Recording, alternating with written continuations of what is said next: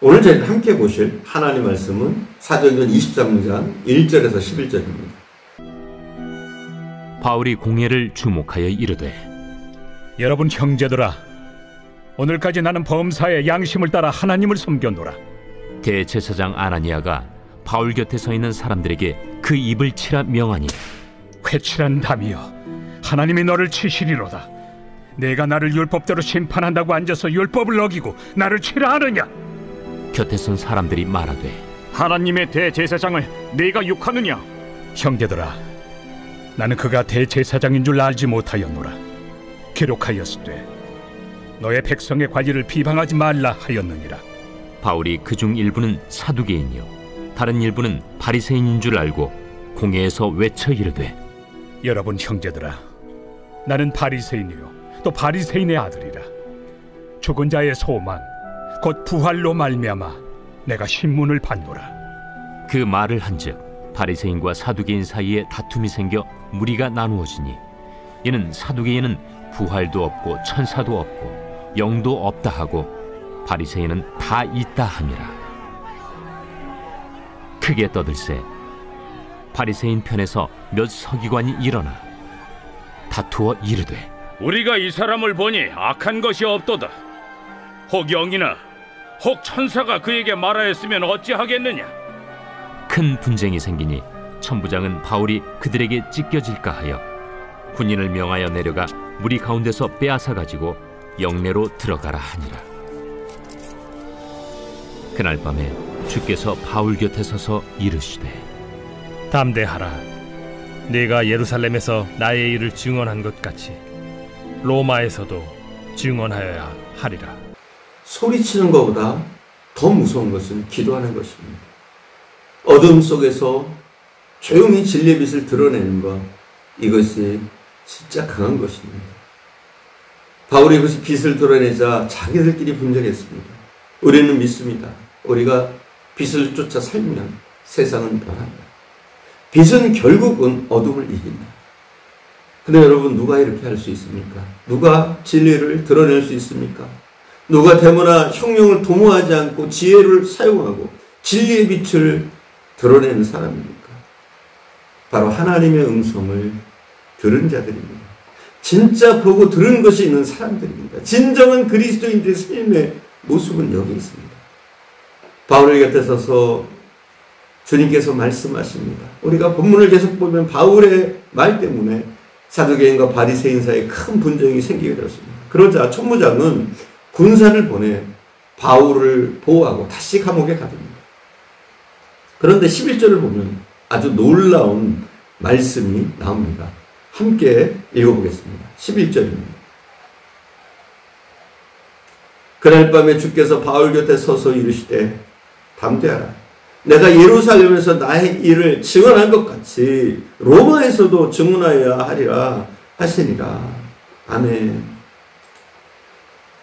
소요가 일어났던 그날 밤에 주님이 환상 중에 바울에게 나타나신 겁니다. 저는 오늘 이 본문의 말씀이 너무 좋습니다. 저는 주께서 바울 곁에 서서 라는 이 말씀이 얼마나 저에게 위로가 되는지 모르겠습니다. 삶의 위기를 당할 때, 중병에 걸려 병원에 누워있을 때 누군가 옆에 있으면 얼마나 좋겠습니까? 내가 괴롭고 지쳤을 때 날 이해하는 친구가 곁에 이렇게 말합니다. 여보게 걱정하지 말게나. 우리가 힘들어할 때 가족 중 누군가 이렇게 말할 수 있습니다. 걱정하지 마세요. 내가 곁에 있잖아요. 곁에 서서 위로하는 말 한마디는 우리에게 너무나 큰 힘이 됩니다. 그렇지 않습니까? 그런데 하나님이 사람이 그렇게 해도 위로가 되고 힘이 되는데 주님이 친히 나타나셔서 말씀하십니다. 내가 너와 함께한다. 너 두려워하지 말아라. 여러분 맞습니다. 하나님은 우리와 함께 하십니다. 하나님이 우리를 위로해 주십니다. 어느 순간 언제라도 함께 해 주십니다. 멀리 계시는 분이 아니라 곁에 서서 계시는 그 주님을 여러분 체험해 보셨습니까? 주님이 바울에게 주신 말씀은 두 가지입니다. 첫째는 담대하라는 것입니다. 환난과 핍박 속에서 담대하라고 주님은 말씀하고 있습니다. 재판을 받고 감옥에 있는 이 악한 상황이라고 할지라도 주님이 함께 하시기 때문에 담대하라는 것입니다. 그렇습니다. 아무리 악한 상황이라 할지라도 주님이 곁에 서서 격려한다면 승리할 수 있습니다. 여러분 삶이 힘드십니까? 주님이 곁에 서서 격려해 주시는 주님의 음성을 우리가 들어야 합니다. 그것이 바로 우리가 승리할 수 있는 길인 줄 믿습니다. 아프리카 선교사로 일생을 보낸 리빙스톤을 여러분 잘 알고 계실 겁니다. 그가 한 번은 글라스고 대학에서 강의할 때 한 학생으로부터 뱀과 맹수, 독중과 질병, 그리고 식인종들이 들끓는 위험하고 무더운 정글에서 어떻게 혼자 몇 달을 지낼 수 있었습니까? 이렇게 질문을 받은 적이 있었습니다. 그때 그는 이렇게 말합니다. 말도 통하지 않고 적개심을 품고 있는 사람들 속에서 무엇이 나를 이 시간까지 지탱하도록 만들어줬는지 여러분 알고 싶습니까? 이렇게 되묻고는 잠시 말을 끊고 사자에게 물어뜯겨서 힘없이 쭉 늘어진 왼팔을 보여주면서 이렇게 말합니다. 그것은 바로 주님의 말씀 한마디 때문이었습니다. 그 말씀은 보라, 내가 세상 끝날까지 항상 너와 함께 있으리라. 저는 이 말씀에 제 모든 것을 맡겼습니다. 사랑하는 여러분, 사도 바울이나 리빙스톤이나 또 오늘날 우리에게도 마찬가지입니다. 주님은 리빙스톤에게 하셨던 것처럼 우리 곁에서도 말씀하십니다. 내가 너와 항상 함께 할 것이다. 자, 주님이 바울에게 주신 두 번째 말씀은 내가 예루살렘에서 나를 증거했던 것 같이 로마에서도 증거해야 하리라 하는 겁니다. 바울이 두려워하지 말아야 될 이유가 여기 있습니다. 예루살렘은 목적이 아닙니다. 여기에서 좀 어려움을 당한다고 해도 바울이 결국 가야 할 곳은 로마입니다. 로마가 목적지입니다. 말하자면 예루살렘에서 환난과 핍박을 당하는 것은 로마로 가게 하시는 하나님의 섭리라는 것입니다.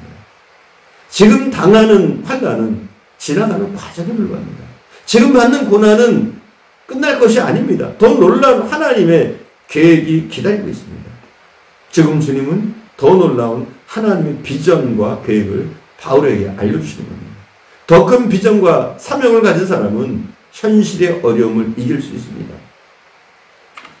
예루살렘에서 체포되고 감옥에 들어가고 그리고 재판받는 일이 쉬운 것은 아니었지만 바울은 그것 때문에 절망하지 않습니다. 그것 때문에 넘어지지 않습니다. 주님은 바울의 눈을 열어 예루살렘이 아니라 전 로마를 보게 하셨습니다. 그는 당시의 세계 중심지였던 로마에서 예수 그리스도를 증거하는 일, 이 꿈이 바울의 가슴을 뛰게 했습니다. 이 비전 때문에 바울은 핍박과 환난도 이길 수 있었습니다. 이유도 모르고 고난당하는 것은 고통입니다. 그러나 분명한 비전, 분명한 목적, 하나님이 이끄시는 그 분명한 비전이 있으면 우리는 그 어떤 어려움도 견뎌낼 수가 있습니다. 꿈이 있는 사람은, 하나님의 비전이 있는 사람은 인내할 수 있는 겁니다. 세계 중심인 로마, 바로 그곳에 복음을 전하는 비전으로 바울의 가슴은 활활 타올랐습니다. 그렇습니다. 더 큰 비전, 더 큰 열정이 있는 사람은 환난도 핍박도 무서워하지 않습니다. 감옥에 있는 것, 재판받는 것 전혀 문제가 되지 않습니다. 바울은 법적으로만 보면 무죄였고 그가 조금만 노력만 해도 로마로 가지 않고 그냥 풀려날 수 있는 로마의 시민권이 있는 사람이었습니다. 그러나 그는 로마 황제 가이사에게 호소하고 로마를 가기로 오히려 자청합니다. 왜 이렇게 합니까? 왜 이렇게 오히려 위험을 자처합니까? 왜 이렇게 고난을 자처하는 겁니까? 비전 때문입니다. 주님이 주신 비전 때문입니다. 로마로 그가 가서 복음을, 로마는 어떤 곳이냐? 그가 가서 복음을 전할 곳입니다. 그렇기 때문에 그는 감옥에서 나가려고 노력하는 것이 아니라 오히려 로마를 가슴에 품고 로마에 복음을 전할 계획을 세운 것이죠. 그렇습니다. 저는 이것이 바로 주님의 음성을 들은 사람들의 모습이라고 말씀드리고 싶습니다. 주님을 만나고 주님의 말씀이 비전이 된 사람은 더 이상 고난, 현실, 환경 두렵거나 무서워하지 않습니다. 사랑하는 여러분, 우리는 그냥 교회 다닐 수 있습니다. 그러나 하나님의 체험 없이 교회 다니는 것은 너무 힘들고 의미가 없습니다. 그것은 단지 종교 생활이기 때문입니다. 우리는 하나님을 만나야 되고 주의 음성을 들어야 합니다. 오늘 우리는 주님 곁에 서서 두려워하지 마, 내가 너와 함께 하잖아, 이 말을 우리는 들어야 되는 줄 믿습니다. 이것을 열망해야 됩니다. 또 우리의 눈을 열어 나와 내 가정, 직장을 넘어 민족과 세계의 열방을 보는 눈을, 비전을 열어주시기를 우리는 간절히 기도해야 됩니다.